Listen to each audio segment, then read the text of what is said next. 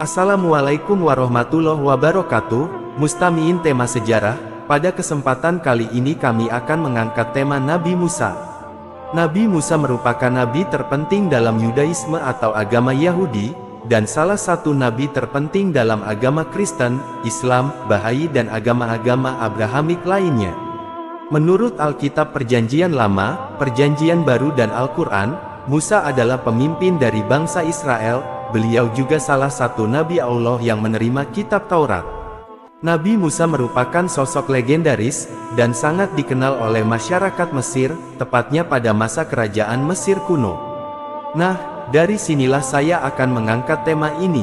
Namun sebelumnya ada baiknya jika Anda memencet tombol subscribe dan menyalakan lonceng notifikasi, agar supaya kalian tidak ketinggalan konten-konten kami selanjutnya. Yang pertama, silsilah Nabi Musa. Nabi Musa adalah anak dari Amram, bin Kehat, bin Lewi, bin Yakub, bin Ishak, bin Ibrahim. Beliau diangkat menjadi nabi sekitar tahun 1450 sebelum Masehi. Ia memiliki dua orang anak, yaitu Gersom dan Eliezer dari istrinya yang bernama Zipora. Beliau wafat di Tanah Tih, atau Gunung Nebo sebelum bangsa Israel memasuki Tanah Kanaan, setelah mengembara 40 tahun di padang gurun sesudah keluar dari Mesir. Dalam pandangan Yahudi dan Kristen, Musa adalah utusan Allah untuk pergi membebaskan bangsa Israel dari perbudakan Mesir, dan menuntun mereka pada tanah perjanjian yang dijanjikan Allah kepada Abraham, yaitu Tanah Kanaan.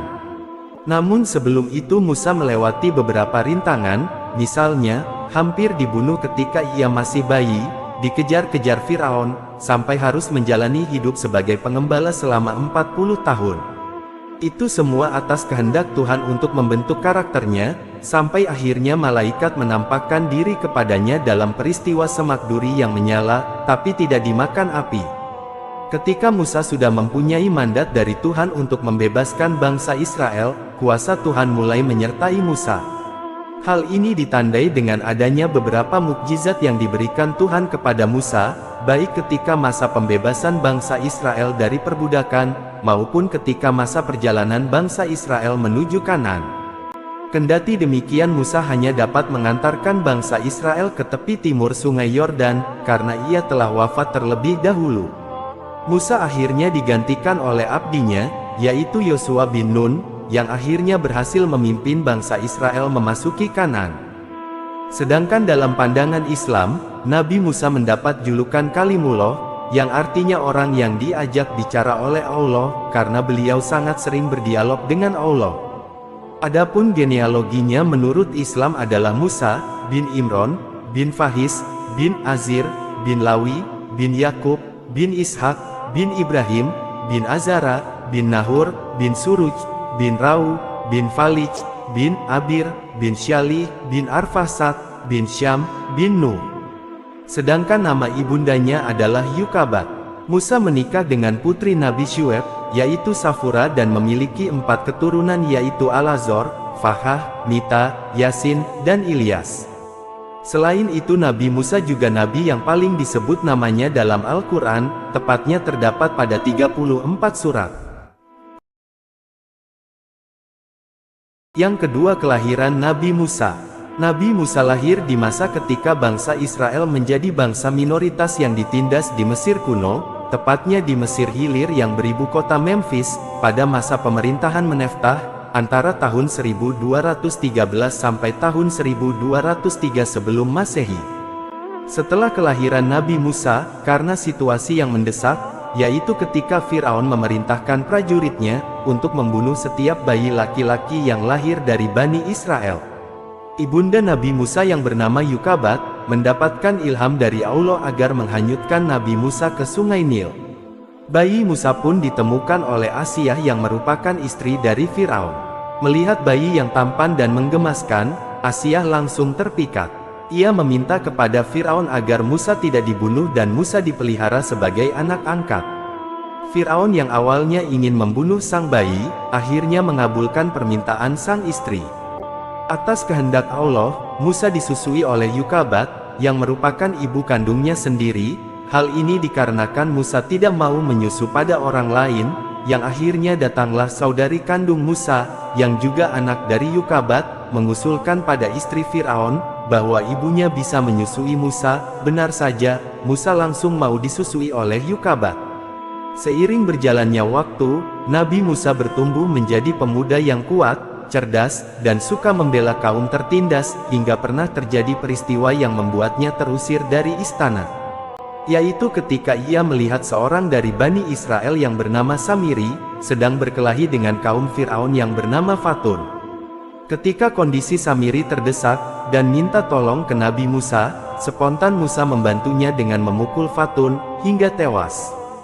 Hal ini mengakibatkan orang-orang Firaun tidak terima, dan mengejar Musa. Musa pun melarikan diri. Dalam pelarian diri inilah Nabi Musa bertemu dengan Nabi Syuaib dan putrinya. Hingga akhirnya Musa menjadi pembantu di sana dan dinikahkan dengan putri Nabi Syuaib yang bernama Safura. Setelah lebih dari 10 tahun lamanya hidup di luar Mesir, Musa memutuskan untuk kembali ke Mesir. Di perjalanan pulang inilah Nabi Musa mendapat wahyu dari Allah, tepatnya di Bukit Tursina. Selain itu Nabi Musa juga mendapat mukjizat yang berupa tongkat yang berubah menjadi ular, dan tangan menjadi putih yang bercahaya tanpa cacat. Yang ketiga, mukjizat Nabi Musa. Sebagai seorang nabi dan rasul, yang diutus kepada orang kafir yang kejam dan zalim, Nabi Musa dibekali dengan beberapa mukjizat. Di antaranya yaitu, tongkat yang bisa menjadi ular, tangan yang berubah menjadi putih bercahaya, topan, belalang, kutu, katak, darah, membelah lautan dan lidah.